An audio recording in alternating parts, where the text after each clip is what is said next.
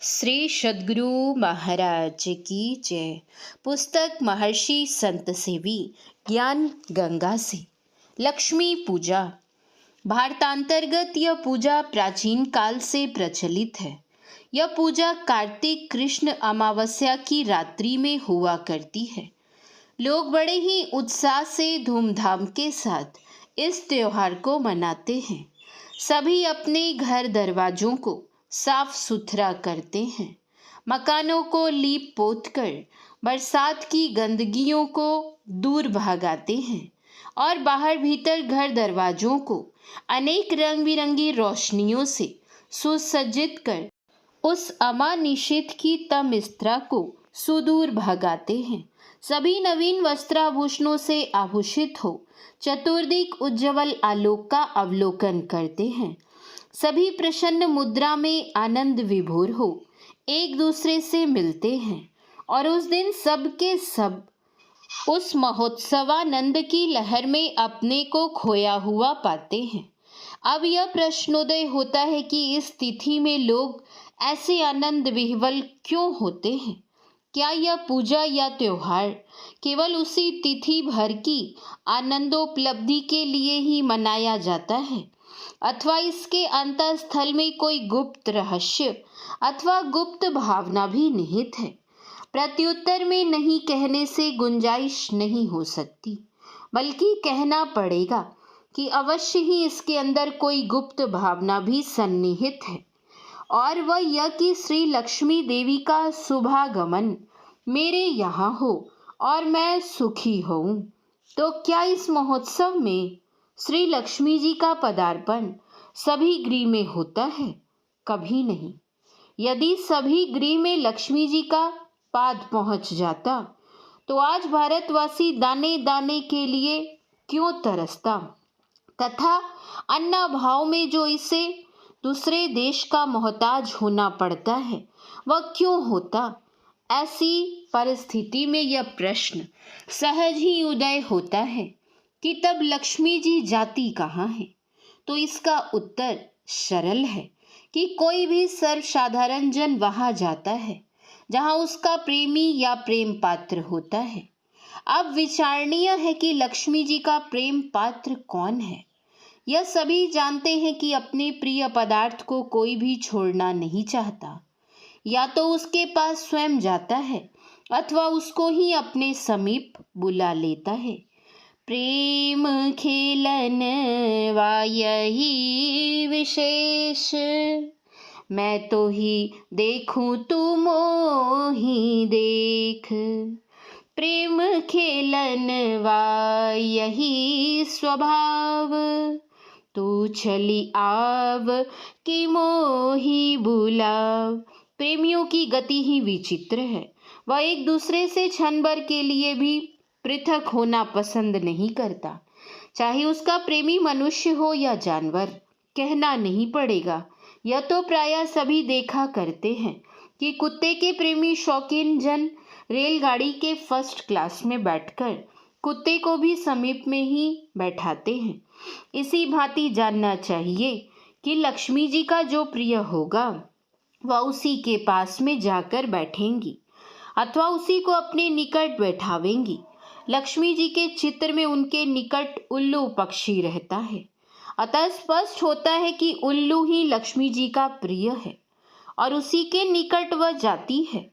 या यूँ भी कह सकते हैं कि जिसके पास लक्ष्मी जी जाती हैं तो वह उसे उल्लू बनाकर अपना वाहन बना लेती है।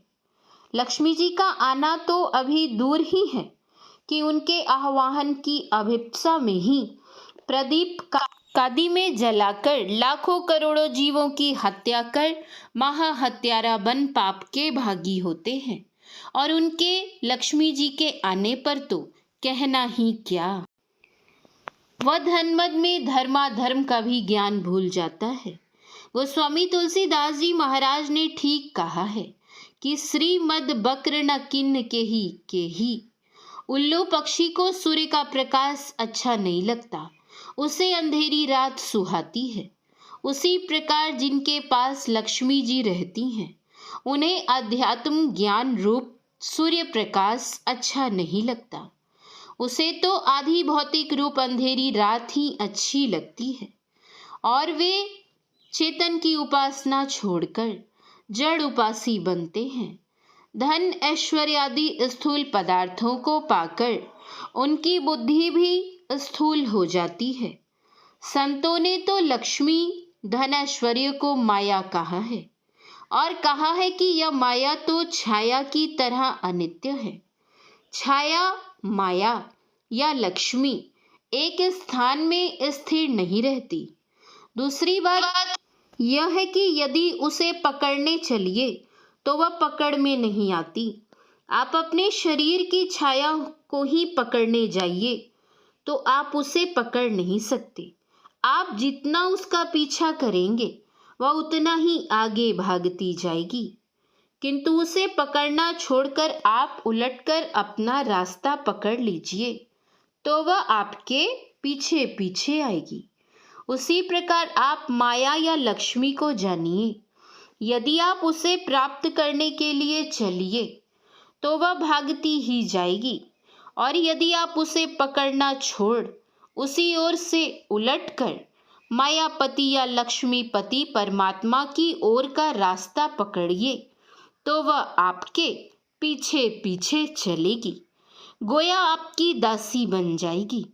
इसलिए तो संत कबीर साहब ने कहा, प्रभुता को सब कोई भजे, प्रभु को भजे न कोई। कह कबीर प्रभु को भजे, प्रभुता चेरी होई। केवल संत कबीर साहब ही नहीं वरन सभी संतों ने माया को छोड़कर निर्मायिक तत्व परमात्मा को ग्रहण करने कहा। उन्होंने तो यह भी कहा कि धन ऐश्वर्य या मायिक पदार्थों को पाकर तुम अपने को गौरवान्वित मत समझो, बल्कि तुम अपने को दृढ़ बंधन में जकड़े हुए समझो। संत कबीर साहब का ही यह वचन है कि पड़ियो माया के जाल, रहयो मन फूली के, गर्भवास की त्रास रहयो नर भूली के। भगवान बुद्ध ने भी कहा है कि नतम दलहम बंधन माहु धीरा यदा यतम, दारुजम बभव जनच सारत रत मणि कुंडलेसु पुतेषु दारेसु चया अपेख। धम्पद गाथा 345। अर्थात यह लोहे लकड़ी या रस्सी का बंधन है, उसे बुद्धिमान जन दृढ़ बंधन नहीं कहते।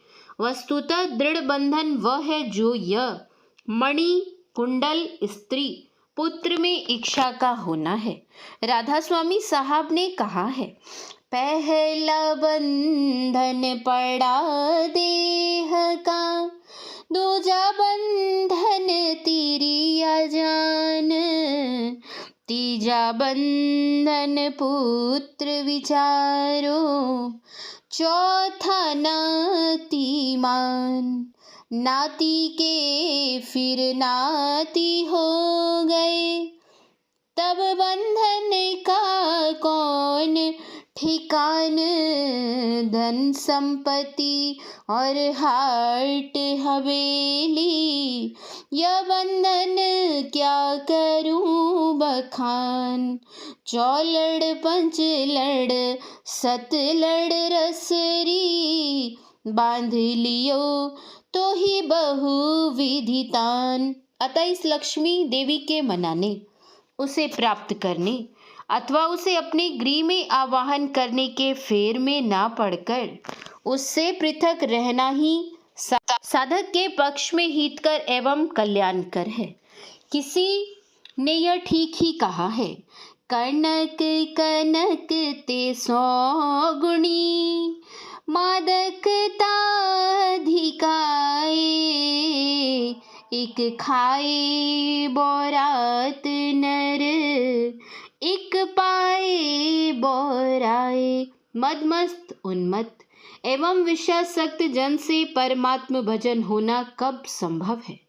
संतों ने बताया कि जो लक्ष्मी आती और जाती है उसके लिए तुम क्यों हैरान होते हो, जो तुम्हें उल्लू रूप वाहन बनाएगी।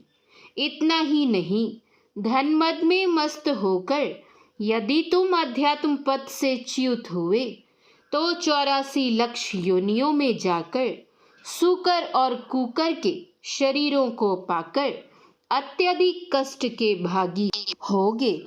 कहे कबीर चेत अजहु नहीं, फिर 84 जाई।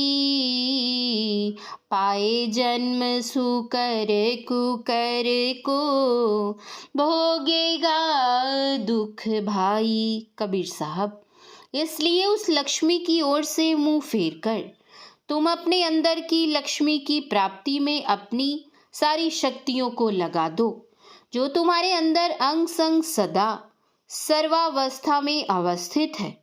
और यदि तुम उसे प्राप्त कर सको तो वही तुम्हारा वाहन बन जाएगी। अतः बाहर की लक्ष्मी की खुशामद करना छोड़ अपने अंदर में प्रवेश करना होगा। अंतर प्रवेशार्थ बाह्यावलोकन बंद करो, अर्थात नेत्रों को बंद करके अंतरावलोकन करने से तुम्हें अमावस्या की काली रात प्रत्यक्ष हो जाएगी, जिसमें तुम श्री लक्ष्मी जी का पूजन कर सकोगे। किंतु हाँ, इसमें एक बात अत्यंत दृढ़ करके जानो कि बिन गुरु होई की ज्ञान। यदि तुम्हारे सामने वह अमावस्या की काली निशा प्रकट भी हो जाए तो तुम उसमें लक्ष्मी जी की उपासना या आराधना करोगे तो कैसे? इसके लिए तो किसी क्रियावान शुद्धाचरणी गुरु से संकेत समझकर ही करने में कुशल है, अन्यथा युक्ति विहीन रहकर अंधकार में टटोलने से क्या लाभ होगा। अतः सद्गुरु से लक्ष्मी आराधना की युक्ति जानकर साधना आरंभ करो। यदि तुम गुरु सांकेतिक निर्दिष्ट स्थान पर अपनी दृष्टि धारों को एकत्र कर स्थिर कर सको तो तुम्हें उसी स्थान पर बिंदु रूप लक्ष्मी का प्रत्यक्ष दर्शन होगा। जिस प्रकार बाह्य संसार की ठाकुरवाड़ी में भगवान विष्णु और श्री लक्ष्मी जी के विग्रह को प्रत्यक्ष देखते हो, उसी भांति तुम्हारे शरीर रूपी ठाकुरवाड़ी में नाद रूप विष्णु और बिंदु रूप लक्ष्मी विराजमान है। किंतु उन्हें देखने की कला किसी जानकार से जानकर देखो, योग सीखो। उपनिषद में लिखा है, बिंदु नाद महालिंगम विष्णु लक्ष्मी निकेतनम देहम विष्णुवाल्यम प्रोक्तम सिद्धिदम सर्वदेही नाम। बिंदु रूप लक्ष्मी और नाद रूप विष्णु तुम्हारे अंग संग हैं। साधन द्वारा यदि इस बिंदु रूप लक्ष्मी को प्राप्त कर सको तो वह तुम्हारा वाहन बन जाएगा, अर्थात तुम बिंदु पर आरूढ़ हो प्रकाश मंडल की सैर कर सकोगे। गुरु नानक देव ने इसी बिंदु को तारा कहा है और उन्होंने कहा कि फांद कर तारा पर चढ़ गया, तारा चढ़या लम्मा। इसी प्रकार जो साधक दृढ़ ध्यानाभ्यास करेगा तो वह अवश्य ही बिंदु रूप लक्ष्मी को प्राप्त कर शब्द रूप विष्णु को भी प्राप्त कर लेगा। योग शिखोपनिषद में ही लिखा है, बिंदु पीठम विनिर्भिद्य नादलिंगुमपस्थितम, अर्थात बिंदु पीठ का भेदन करके नाद या शब्द उपस्थित होता है। यह नाद या शब्द ब्रह्म ध्वनि है। इसका अवलंब लेकर भक्त साधक ब्रह्म के शुद्ध स्वरूप का अपरोक्ष ज्ञान प्राप्त कर लेता है। संत कबीर साहब ने कहा, शब्द गयो जीव संशय नाही, साहिब भयो तेरे संग। यह जानकर साधक को चाहिए कि अपने अंदर स्थित लक्ष्मी की नित्य उपासना करे और इसी उपासना के द्वारा परब्रह्म परमात्मा को प्राप्त कर चिरंतन परमानंद के अधिकारी बने। श्री सद्गुरु महाराज की जय। सत्संग योग भाग 4 से गुरु महाराज की वाणी। जब कभी पूरे और सच्चे सद्गुरु मिलेंगे तभी उनके सहारे अपना परम कल्याण बनाने का काम समाप्त होगा। पूरे और सच्चे सद्गुरु का मिलना परम प्रभु सर्वेश्वर के मिलने के तुल्य ही है।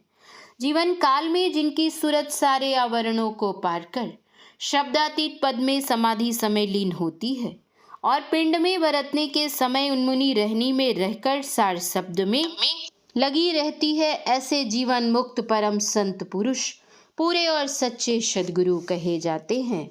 श्री सद्गुरु महाराज की जय। श्री सद्गुरु महाराज की जय।